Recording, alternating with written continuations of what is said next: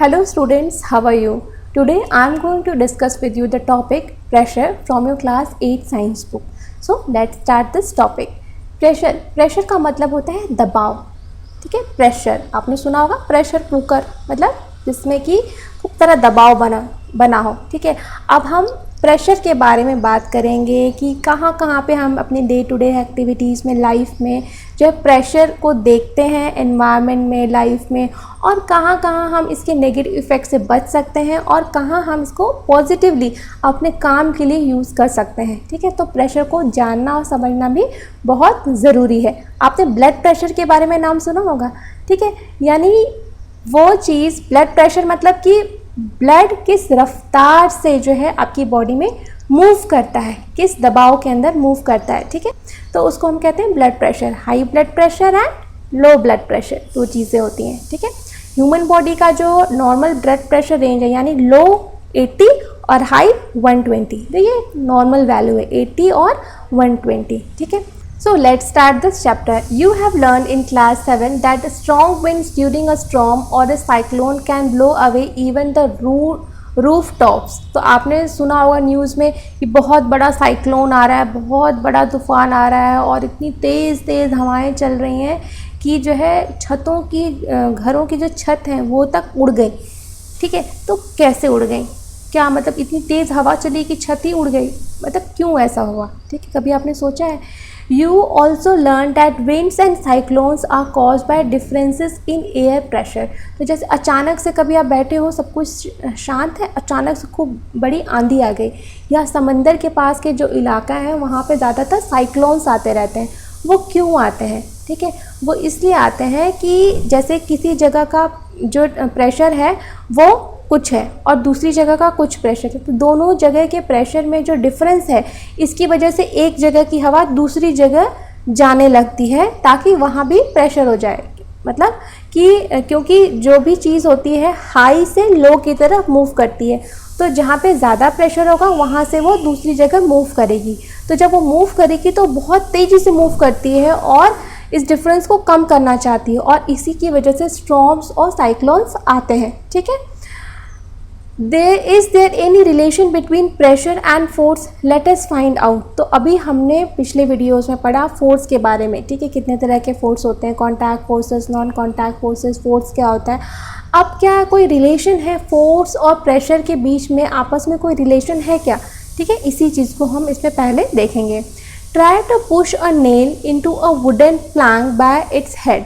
आप जो है एक कील ले लीजिए और एक लकड़ी का टुकड़ा ले लीजिए और उस लकड़ी के टुकड़े में उस कील को ठोकने की कोशिश करिए, पर कील का जो पतला वाला सिरा है उधर से नहीं, जो कील का जो मोटा वाला सिरा है ना, उधर से उल्टी बगल से कील को ठोकने की कोशिश करिए.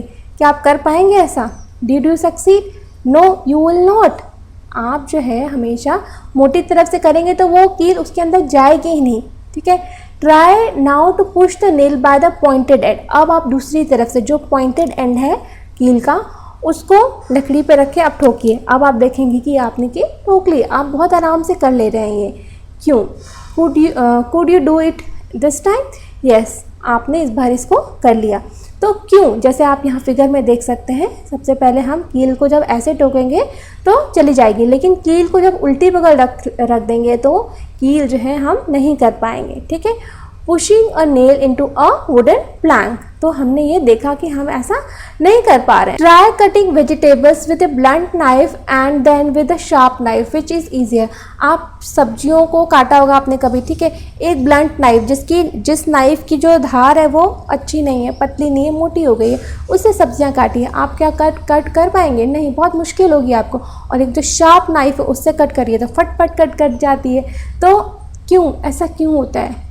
किससे आपको आसानी रही? जो पतली, जो नाइफ़ की धार अच्छी थी उससे काटनी सब्ज़ी बहुत इजी रही. ठीक है, do you get the feeling that the area over which the force is applied or for example the pointed end of the nail plays a role in making this task easier. यानी आपने देखा होगा कि जैसे हम force लगा रहे हैं, सब्जी काटने में भी फोर्स लगा रहे हैं, कील ठोकने में भी फोर्स लगा रहे हैं, तो हमने ये देखा कि वो पॉइंट जितना पतला होगा जिसके ऊपर हम फोर्स लगा रहे हैं, उतने ईजिली हमारा जो है वो काम हो जाएगा। जैसे कील पतला है, उसको हमने ठोका तो चला गया। सब्जी, नाइफ पतली है तो हमने सब्जी काट ली, यानी उसको दबाने से हमारा काम जो है ईजिली हो जा रहा है, ठीक है।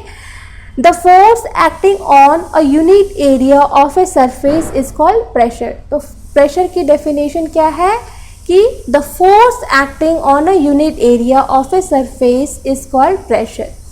किसी भी सरफेस की यूनिट एरिया, मतलब एक यूनिट होती है ना हर चीज़ की, मतलब एक इकाई, जिसको एक टर्म कहते हैं। जैसे घर है वो ईंटों से बना है तो ईंटें घर की यूनिट हो गई, ठीक है। तो एक यूनिट के ऊपर जितना फोर्स लगता है उसको ही हम प्रेशर कहते हैं। ये बहुत ही इंपॉर्टेंट डेफिनेशन है, यू मस्ट लर्न इट, ठीक है। तो यहाँ पे इक्वेशन में दी गई है, pressure is equal to force upon area on which it acts, ठीक है। अगर हमारा एरिया बड़ा हो जाएगा तो हमारा प्रेशर कम हो जाएगा, ठीक है।